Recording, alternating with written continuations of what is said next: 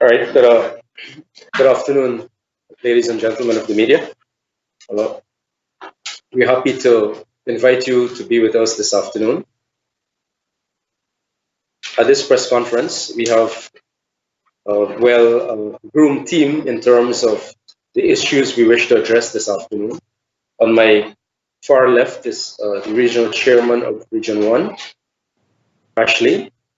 And next to him is the regional vice chairman of Region 9, Carl Singh. And on my right is the regional vice chairperson of Region 1, Sarah Brown. And on my left is my colleague, Member of Parliament, and Executive Member of the People's Progressive Party, Colin Crowell. My name is Nigel Darmalal. This afternoon, we intend to address many issues of Amerindian and hinterland development. And our team will focus also on issues specific to Amerindian and hinterland development.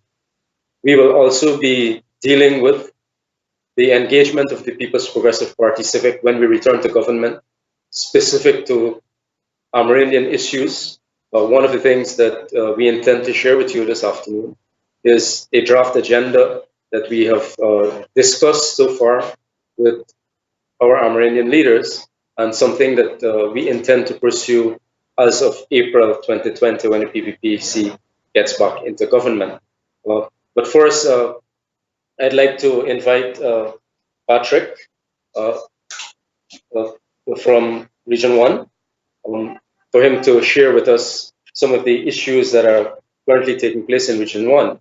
Specific too is that a big team of government officials, they're expected to be in Region 1 very shortly.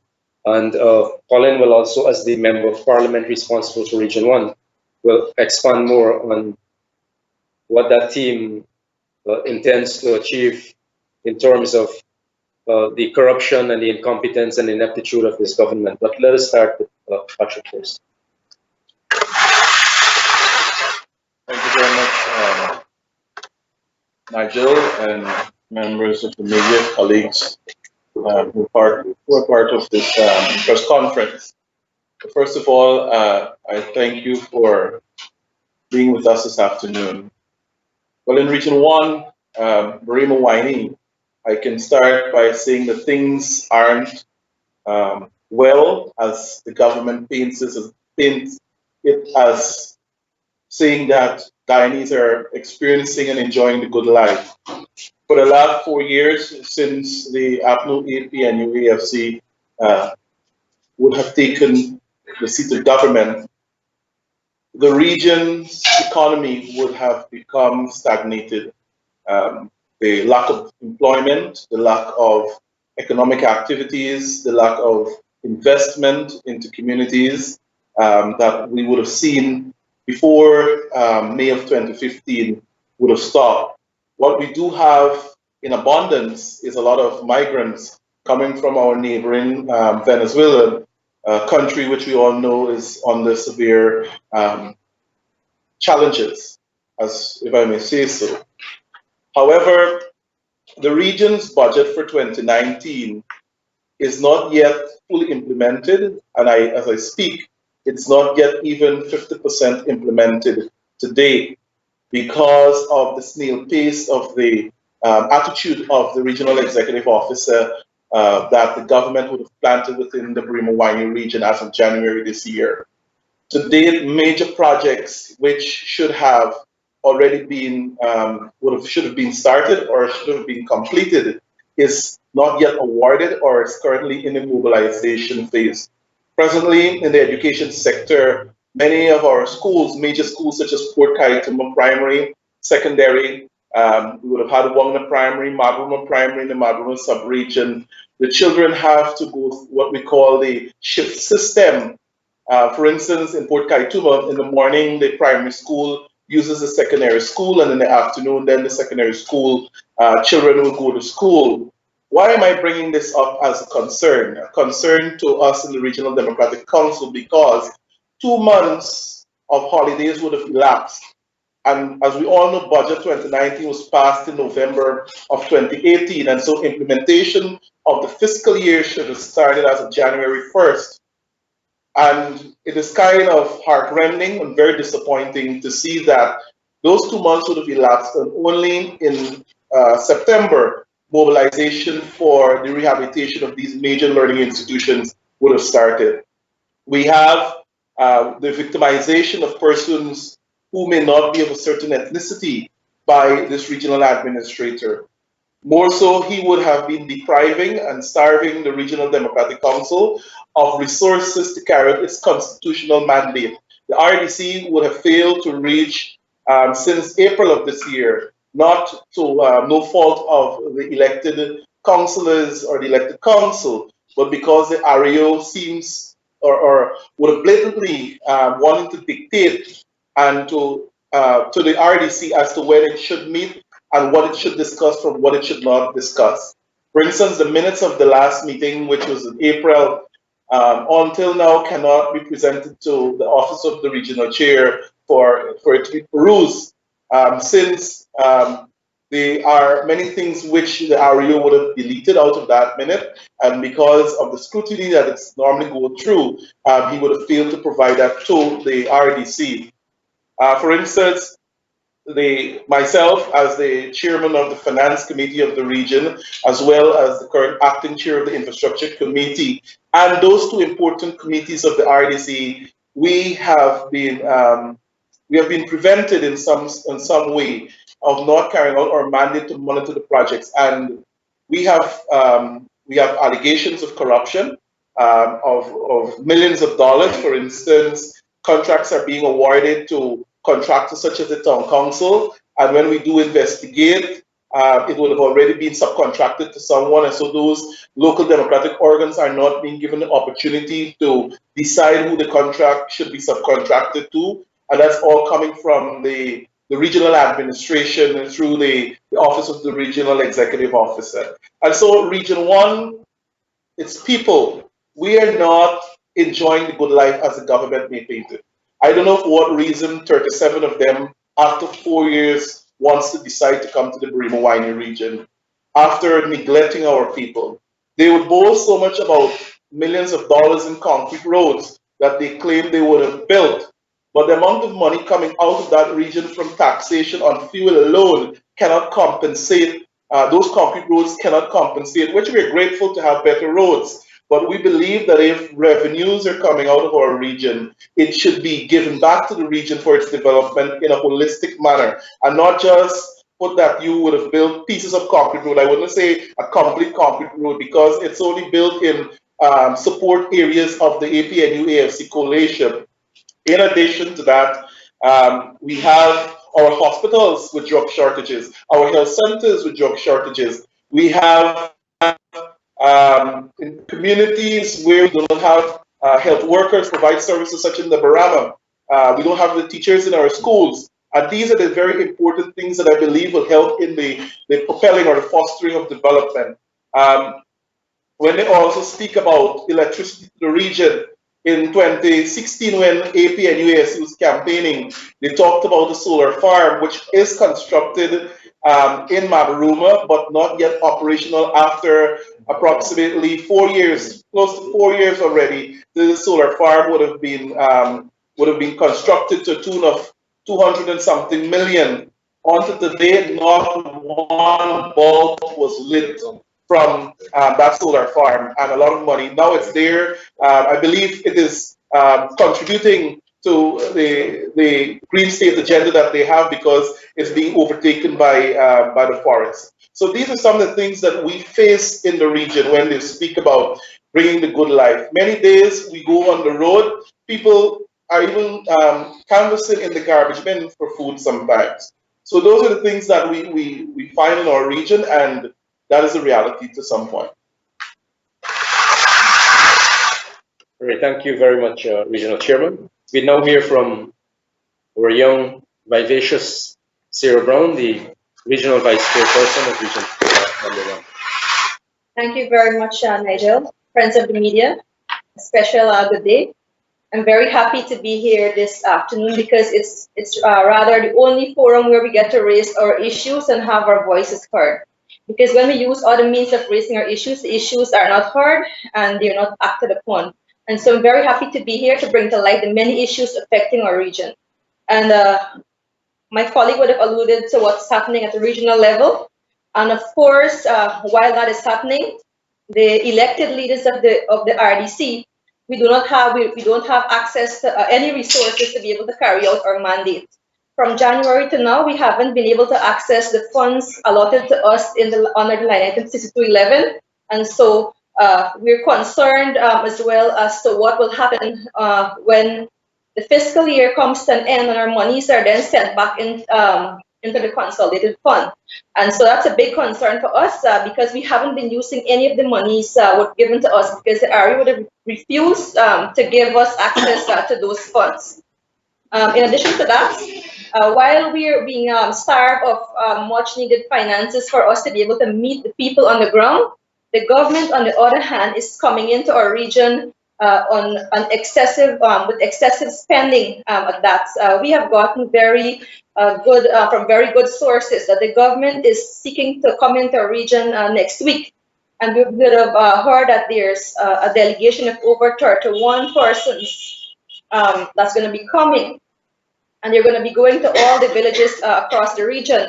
And we're concerned too as to what they're going to tell the villagers because it would have been 5 years and we haven't seen anyone from the government going to those areas. So what then are we coming now to tell the people after all of those that time would have elapsed? And so while we see that happening, we don't see them coming on the normal boats, which are more economical. They come on chartered flights. You would find the most expensive flights coming in on there up to last week. They were there. The aircraft was waiting on the ground the entire day for the minister to hand out, to give some handouts. And the entire day, the aircraft was on the ground waiting. And I can only imagine the cost of that, what that would cost. And so while we have that, I am here in Georgetown to attend the National Two Shows Conference, the NTC, in an effort to listen to concerns and at the same time to be able to raise the issues that's affecting us. And so we would have been to the NTC and noticed that the NTC, the conference at this time is not what it used to be or what it's supposed to be. We have seen politicizing of the entire conference. From the leadership of the NTC, the National Two Shows Council, right, and we would have seen the politicizing of the council in terms of them giving out presidential grants to our two shows from our region. They would have given the presidential grants with a big handing over ceremony as if it's the first time they're undertaking that initiative. However, we all know it was in existence for a number of years prior to this government taking office. And so instead of having the two shows come here to represent the issues, our two shows are concerned that they're only coming here to listen to speeches and to be a part of the campaign show instead of having our issues in the region addressed. And I think that we would have also my colleague would have also alluded to what is happening in the health sector at this time. The shortage of drugs continue, and our issues are not being addressed, particularly so our land issues as well. There are a number of areas in our region are still to have land extension, or still to be able to benefit from consultations for extension, and there haven't been any such to date. And so there are many, many more issues, but I know my colleagues from Region 9 will also be able to share. And so thanks, Nigel, for allowing us, and the media for allowing us. Okay, let us hear now from the Vice Chairman of Region 9, Harrison. Thank you, Comrade Nigel. Good afternoon, members of the media. I'm grateful for this opportunity to raise some of the issues that we've been faced with in the region. If I'm to tell you all of the issues, I may probably take 2 hours. But Region 1 would have highlighted some of these issues. But like Region 1, Region 9 is similar. We have the same issues being faced with right in the region. There's no good life. There's no good life that was promised by this government. Like Region 1 said, the RDC at the moment is being stymied um, from the work that it's mandated to do. Right? We have noticed a few weeks ago during the heritage celebrations that a delegation of ministers headed by the Prime Minister flew into Region 9, landed at several airstrips. Approximately 10 aircrafts were chartered. Some landed in Anai, some landed in Letem. We had a delegation also accompanying these ministers of approximately 35 persons with these ministers. You have a large entourage of police officers also accompanying these ministers, right? Over the past year, when we were in office, when PVP was in office, we never did that. Pramod Barajagdi was president, Pramod Donald Ramatar was president. When they went into the hinterland, they used one security officer. There were no police officers accompanying them. But this time you're seeing a waste of our taxpayers' dollars. We see them flying into villages, landing in villages, chartering aircrafts, so going to villages to hand out little things, let's say a brush cutter, let's say a chainsaw. And also what's important to note too is that when they hand over these things, it's handed over to the Tushao, but after they leave the village, the group chairperson, the PNC or the APNU group chairperson would go into the area and say, look, it was not for the village, it's for the APNU group. Almost all the villages, we're having that problem. A few Tushaos highlighted the issue of that at the moment. We also noticed that on their outreaches, they're using stuff from the food for the poor. They're issuing, I have photos, issuing the peas, the manapak, and those things to persons in the villages. We would have had a lengthy rainy season, and over when the PPP was in office, we would normally give some form of assistance. Now it's not happening. It's not happening. Before it is normally given, but today it's being distributed only to party group members. So you have that issue all over. Health is we're having those problems in the community. In a village called Apateri a few months ago, the minister Ali Kok was in there, and he told them when they would have raised the issue that there's no drugs, minister. We need drugs in Apateri. And if most of you know where is Apateri, you would know that it's very difficult to go in or to transport a patient. The minister turned and tell the people that you need to go back to the forest and use bush medicine, use herbs for your sick patients. Right? Some of the youths right in that same village would have requested some sports gears. He said you need to go back and bleed balata, make a ball, and you could use that for your recreational purposes. Um, the education sector is in chaos at the moment. Exercise books are not being distributed on a regular basis. The uniform material is not being distributed on a regular basis. The payments for sewing those uniform, it's not being sent in, right? So there's more and more hardship in that sector itself. It's the government's responsibility also to provide furniture for these school children. That has not been happening. Um, a village like Aishalton, a main village, you can speak to the Tushao. He said a few days ago they had to take money out of the village council account to go and saw wood for their furniture in Aishalton. Right? So there is no good life for normal Amerindian people. There is more and more hardships in the area. Um, Someone said, one of my colleagues mentioned that 4 years now they have not went into the area. Only now because it's elections time. That is indeed true, right? They have not been visited. So now when they're going into the communities, they're being rejected. On most villages, they're being rejected when going in. Some of them go in and bully their way. When we were in office, we would normally write the two shows seeking permission to enter those villages. Today, that's not happening. The minister would just turn up and said, I need a meeting. Please gather all your people and we're gonna have a meeting.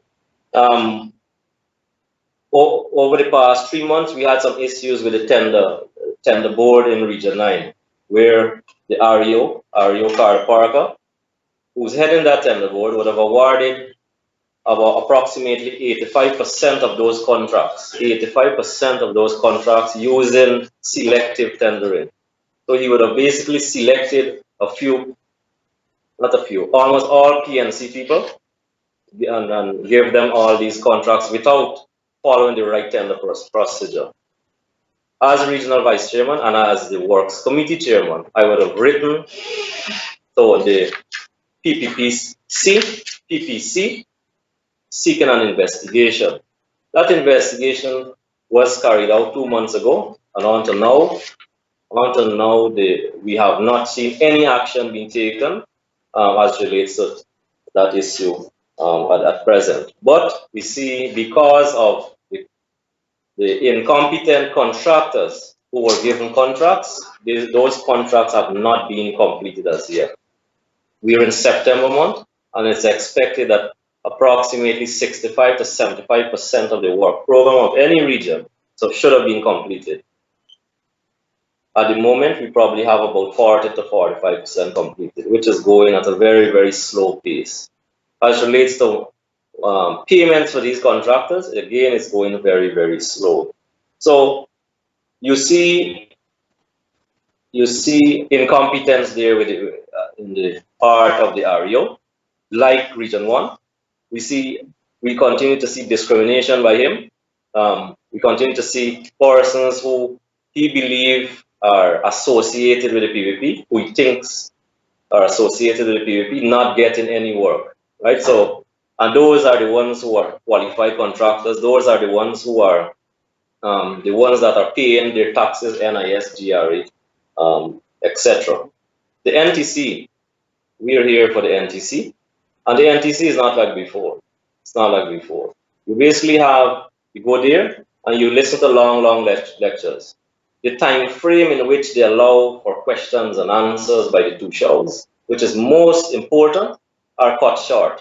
So basically, when the two shows start to ask questions, they say, no, we can only take 2 questions or 3 questions. So there's no sufficient time. I personally believe that it's planned that way because there's no answers. There's no answers. And you know of the many issues that the villages are being faced with: land issues, drugs issues, education issues. All those things are being brought up, and there's no answers to these things. So, as I said earlier, I have a number of issues, but I'm grateful for the opportunity you would have given me to raise a few. Thank you very much. All right, thank you, Carl.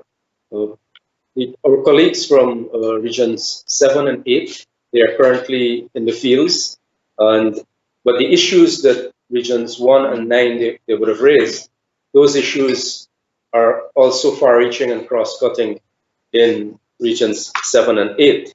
And the same sentiments are expressed by our leaders, our two shows, coming from those regions. And so the manner in which the People's Progressive Party Civic does business is one of what we call free, prior, and informed consent, one of consultation, one of collaboration with our Amerindian people through their leaders and even directly into our villages. And over the last 4 years, we have done in excess of 1,000 meetings in regions 1, 7, 8, and 9 specifically, and to a well, similar meetings in the riverine areas also. And as a result of that, we have decided as a party that upon assumption of office in March of next year, that one of the first things we will do is to engage our Amerindian people through their leaders at a national level, uh, at a conference which will address all of the issues out of the gaps that are currently left open. Some of those issues we intend to share with you this afternoon as well. And one of the things we look forward to is in April of 2020, when that conference is being held, our two shows will meet with our government, and that is the PPPC government, to get into, to flesh out the details of an agenda that will take us forward for Amerindian development. As our colleagues have just said, this current regime, you know that they're illegal. They are in campaign mode. You know that you would notice some two shows sitting with us. They came here because also they would like to be part of the dissemination of information that is currently taking place and to quell the fears of our people. The government, right, the conference, the NTC conference, they shared out 200 plus green T-shirts to our Amerindian leaders. And when our leaders refuse to wear those T-shirts because they know that it is part of the propaganda and the political campaigning of the APNU AFC regime at this point in time. I happen to have also myself, Colin, and the others here. We went to the opening session of the NTC.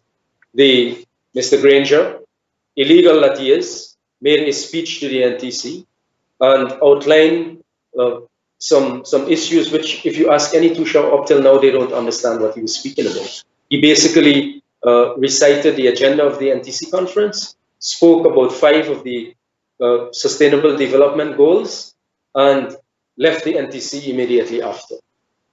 So the engagement that this government, this regime, sorry, has with our Amerindian people leaves much to be desired.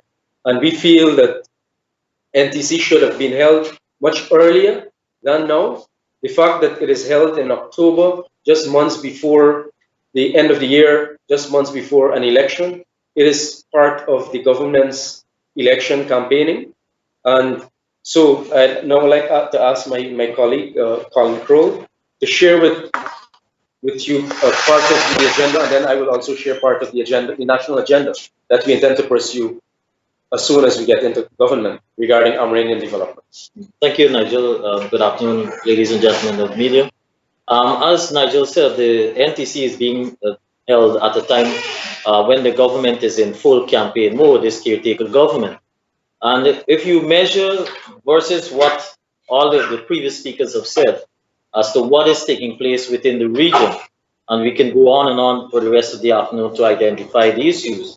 But if you examine how this government, caretaker government, operates, first of all, whereby how do they spend the money and equitably distributed among the regions, it is only intended to be one of fanfare. Because if you're talking about resolving issues within the region, Mabaruma is not region 1, Bartica is not region 7, Letem is not region 9. And that is how this government, first of all, resolve their issues. Because as was said, 5, 10 planes fly into the region with a number of ministers. For example, on the 19th of September, we had in region 1 about 5 plane loads along with the 2 caravans that the president used. So we're talking about, and those of us who knows the figure, a charter for a island is about 400,000. And so you do the math. And for a few hours, for 4 years, they have not visited the communities. Myself, the regional chairman, and the vice chairman, in this year alone, we have gone to every single community in region number 1. And I can tell you, the amount of issues that they're confronting the communities and the lack of visits. So if you check what is happening, the fanfare and the amount of persons traveling, and it's not only the ministers are traveling, they are taking a number of technical staff, political personnel, etc. So you're talking five loads of plane personnel on the ground for about 4 hours to deal with issues in Fort Kaituma. You have another visit that is coming up in Mabuba in another week. That is how the government operates. Come measure that versus what is taking place at the National Two Showers Conference, whereby the two showers have been brought in at a time with full campaign mode, as I said, and they are not being able to set the agenda for themselves. And they're forcibly being told what they must do. In fact, you have receptions that are being held in the evenings. The two showers would request that they go back to the hotel to, to have a refreshen up and change their clothes. No, they're forcibly told they have to must attend the receptions and so forth. It happened on Monday last. Then last night they were given T-shirts, and today they were told that they must wear those green T-shirts that clearly has the APNU AFC logo. That's how they operate. That is what they plan.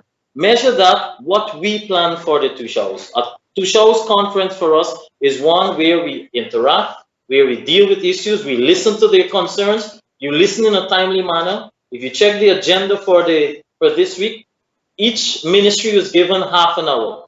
By the time the minister finished making his or her presentation, you're talking about 50 minutes to 20 minutes finish. How much time is there to raise your concern?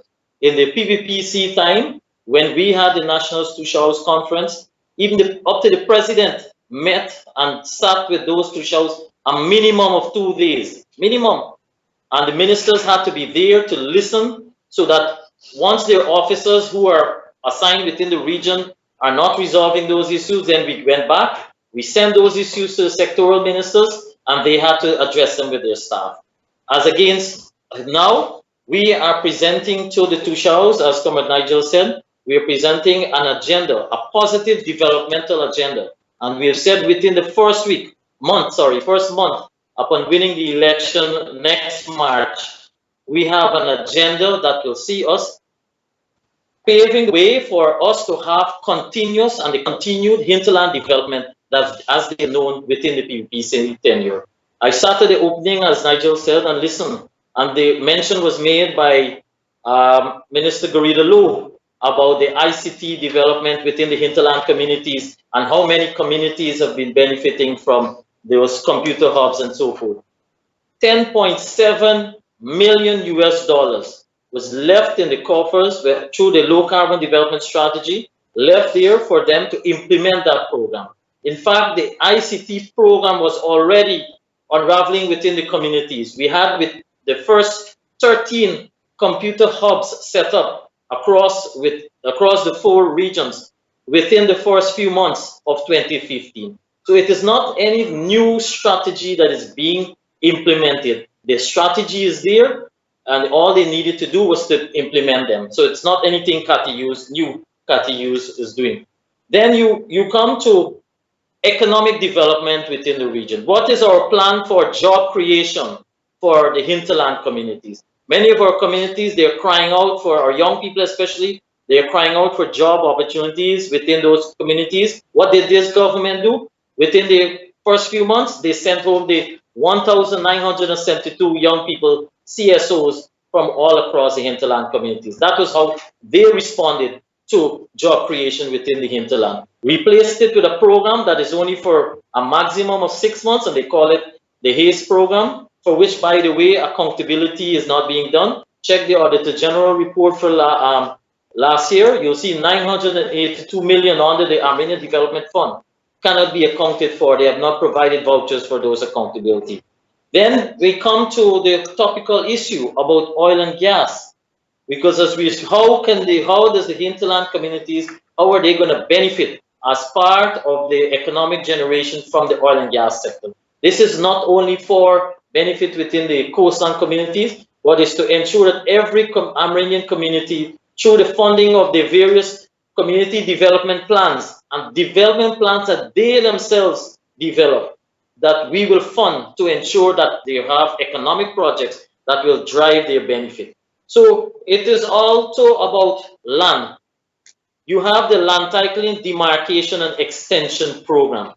You had money that was sitting there, left there under the low carbon development strategy, money that was available. What did they do in 2015? They sent home the entire department within the Ministry of Amerindian Affairs. And then now, for 4 years, did nothing on the land titling program. Now I think today they are going to announce about 8 communities that are going to get the title. Communities, by the way, that for which the groundwork was already done under the PVPC time. So it was just for them to issue those titles. We will aggressively pursue the land titling program and complete it in a timely manner. Now they have gone to the UNDP to ask for extension on this program. Then you come to healthcare.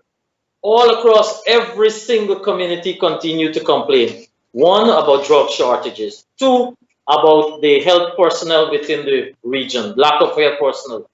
But measure that versus a PBPC strategy, where first of all, under the tenureship of Dr. Barajagdeo, who ensured that with the government of Cuba, you had 400 odd doctors, persons who were sent to become doctors. The intention, therefore, was for them to be placed within the regional system. Versus what happens now. Many of them, when they finish their contract period, they're leaving because the government is not creating the avenue for them to stay. They're not creating, they can't even prepare their accommodation to make their lives comfortable. The drugs is not meeting within the hospitals and within the regional system. Yet you have a minister who visits the region. Instead of addressing the shortage, she blames the shortage on the staff. You have the whole aspect of ensuring that continuously we have specialists be trained within the healthcare so that all our people, no matter where you are, the regional hospitals must be able to provide that care that you can come to, instead of coming to Georgia, you can have it within the region. Measure that versus what happened now. You have 4+ years. The Port Kaitumo Hospital, for example, cannot be completed. And monies have been spent every year on that hospital. And all that was left was about 1 year of work and to provide the furnishing to complete that hospital. Well, I'm sure a PVPC government will be the one who will commission that hospital. Then if you come to education, education within our regional system, within our hinterland communities, it's for them to be able to develop to that level as those within the coastline, to be able to equip them with there's a connection with the ICT strategy so that within that system they can be able to go online, they can go and do their studies. You don't have to come to Georgetown and inconvenience yourself and have additional costs. You go online and you can have your studies be done. You can expand your range so that at the end of the day, that is why the PVPC had ensured that the highest sector budget was the education sector. And so it is also to ensure that our children get the best care and to expand the nutrition program, the school feed program for our children. You talk about housing and water. Housing, this government asked them how many hinterland housing communities have they completed. They commissioned one in, I think it was Seaby recently. That was an IDB funded project that was left under the PPPC tenure. They have done no new expanded hinterland housing program for the past 4.5 years. And it is also, so it's about a plan.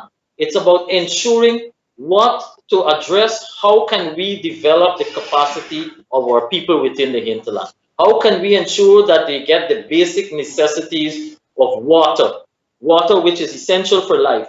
How can we support initiatives so that we can expand the agriculture and the livestock development right across the entire hinterland community? That is part of what our development agenda is for the hinterland communities, and that is why we're committed and we have a plan, and it is very easy for us to come to you and we can produce those plans, and we can expand forward and explain them to tell you this is what we plan for the communities, this is what we will do, by when we plan to have them done, etc. Measure that versus an agenda that you see now at the NTC, which is filled with presentations upon presentations, and at the end of the day, the Tushaus and the leaders are not able to raise their concerns or have their matters resolved as per example. But I mean, I'll stop there for now as part of the agenda. All right, thank you, Colin. And in addition to the very many things that Colin spoke about, our party also intends to, when we get into government, focus on the rights and culture of our Amranian people, and specific to consulting with our leaders and communities on enhancing the Amranian Act, because laws are always in reflux, and so we have to continue to update them. We will also be focusing on safeguarding the Amranian languages, culture, and tradition. I recall, I think it was in 2012 that we had begun the Amranian Language Revival Project, and I notice this regime is taking lots of excitement about it, but it began since 2012. In terms of one of the critical areas of the hinterland is infrastructure development.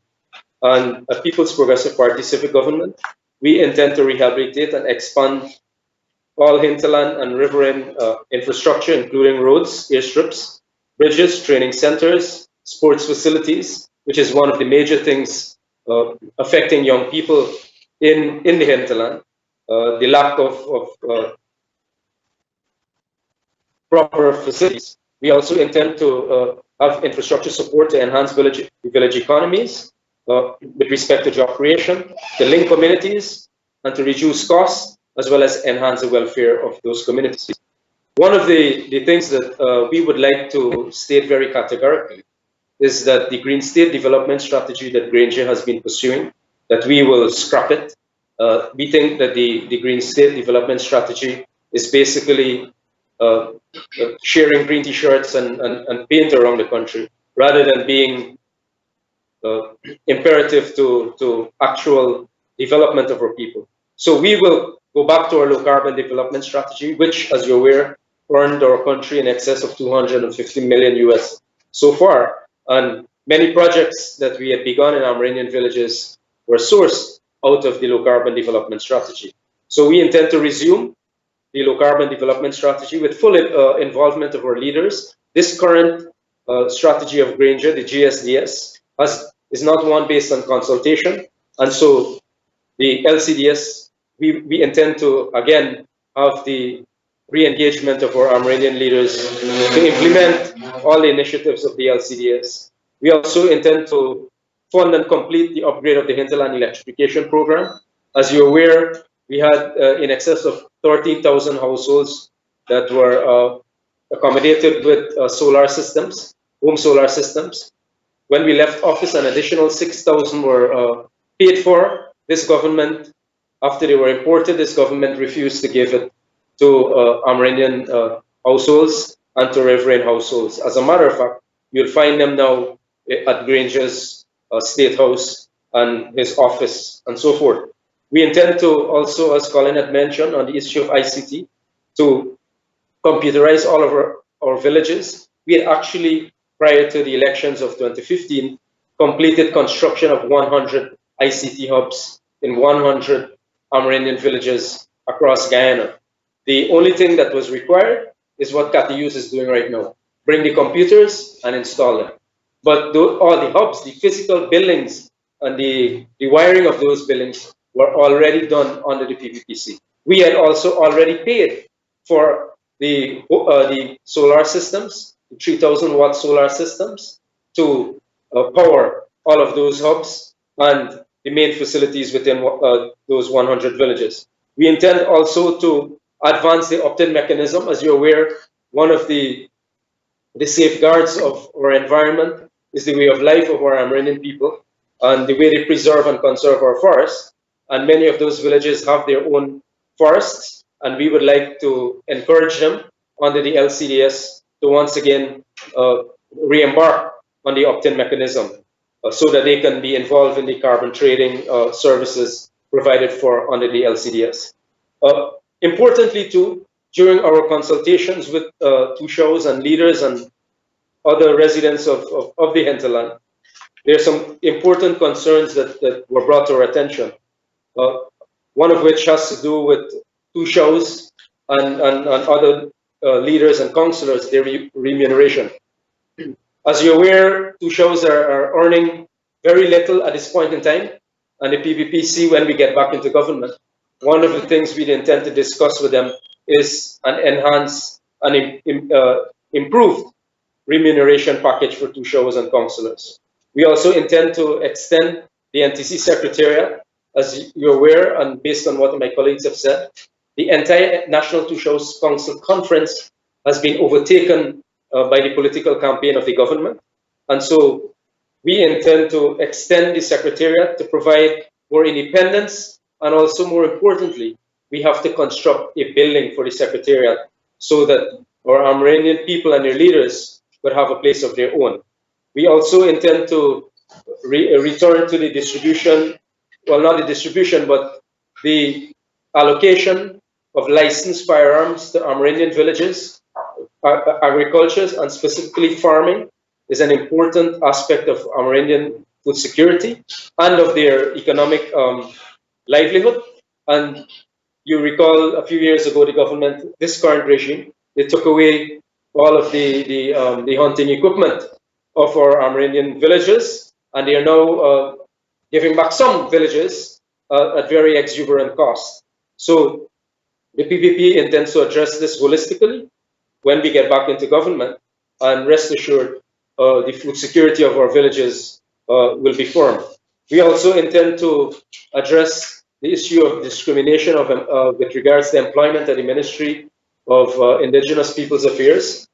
As you're aware, since the government changed, they changed the name, and in our discussions with our leaders and residents in Amerindian villages, when they go to the Ministry of Indigenous Peoples Affairs, they feel as though they're not welcome there. That ministry is created specifically for Amerindian and hinterland people. And when they go there, they must feel that that is a place that belongs to them and from which they can get any service. If you walk into the Ministry of Indigenous Peoples Affairs now, you do not feel as though you get service, and the type of services that are offered to you are not what is required in our villages. And also, Amerindians play an important role as First Peoples in our country and in terms of the governance of our country.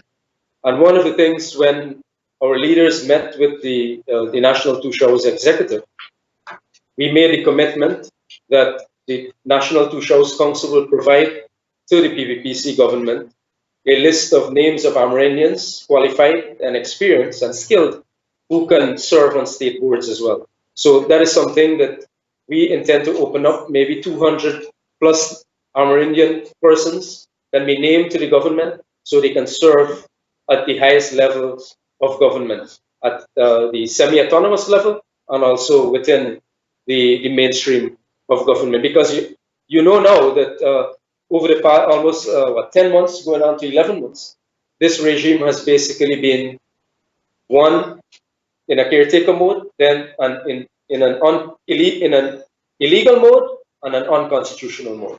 So, and it is going to happen over the next 5 months until the elections, and we intend to also bring to the attention of our Amerindian people, based on the discussions that we would have had with them, that they respect the rule of law.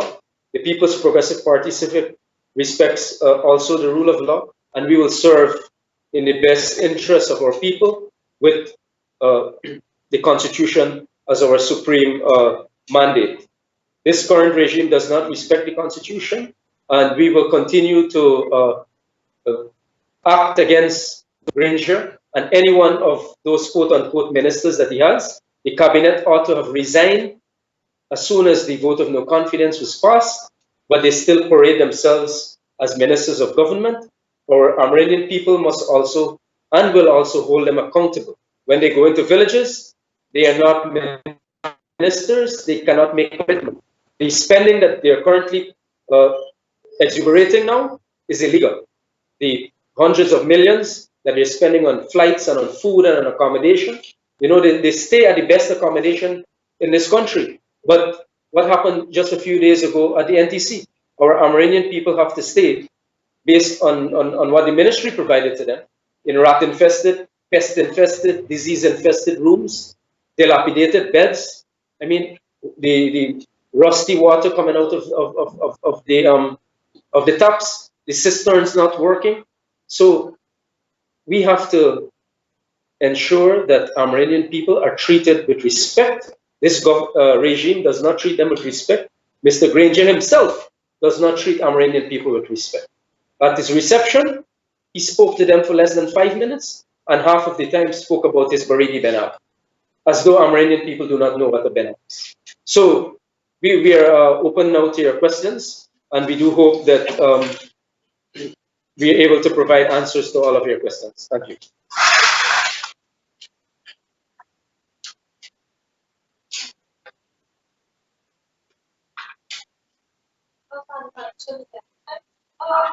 You mentioned government benefits. What there is.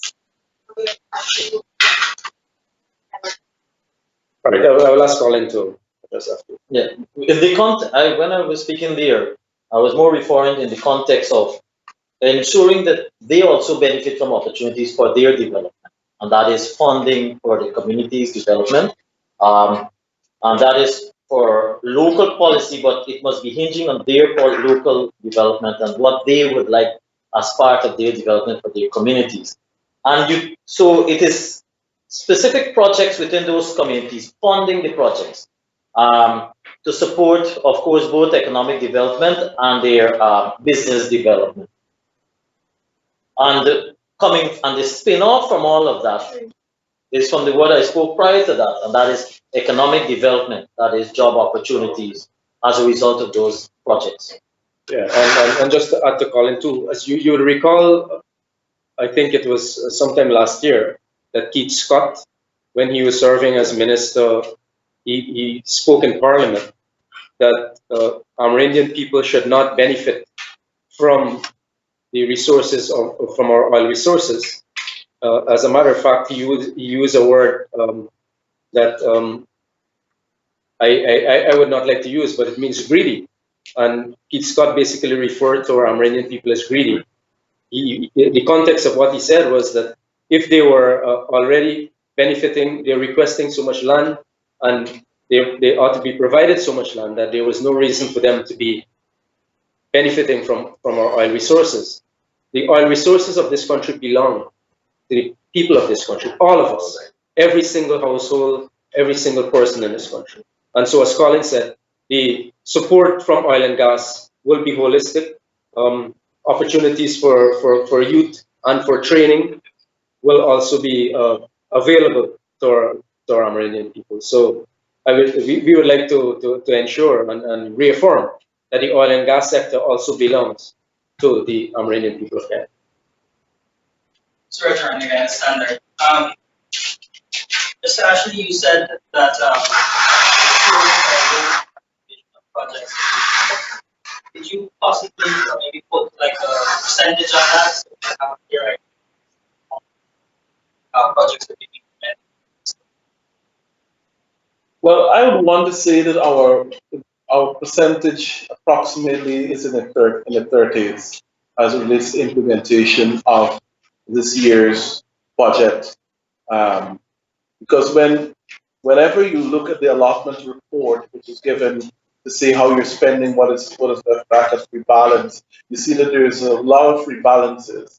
And that's why RVC Brown would have alluded to the fact of our concern that a lot of money will be going back this year again from the region to the consolidated fund, which would have been happening over the last 4 years, but this year might be even worse than what we've experienced before. But what are some of the projects that would have been or should have been implemented in the past but haven't been maybe taken off instead? Well, for instance, it has to do with infrastructure and health and education, because those are our two main areas. For instance, we would have received $20 million because we're introducing an agriculture program for the first time, a fifth program for the RDC, and we would have received $20 million to construct, or we would have proposed as an RDC to construct a food processing facility, which we would have given the money for the first phase. Until now, that first phase or that project is not yet awarded. They are current projects such as the enclosure of buildings and so forth. that isn't done as yet. And we find like purchasing of things for transportation, river transportation, land transportation. You'll find that this REO with anything that would suit him personally, he'll go after to get done. But the things that will benefit the people at large is not being done. The government had made some remarks about having, I think I can't remember, I think it's 20% of all contracts going to small contractors. Are contractors in the region one can? No, that is not happening. In fact, just what is being experienced in Region 9, where hand-picked supporters of the APNO AFC is being given contracts, that's exactly what is happening in Region 1.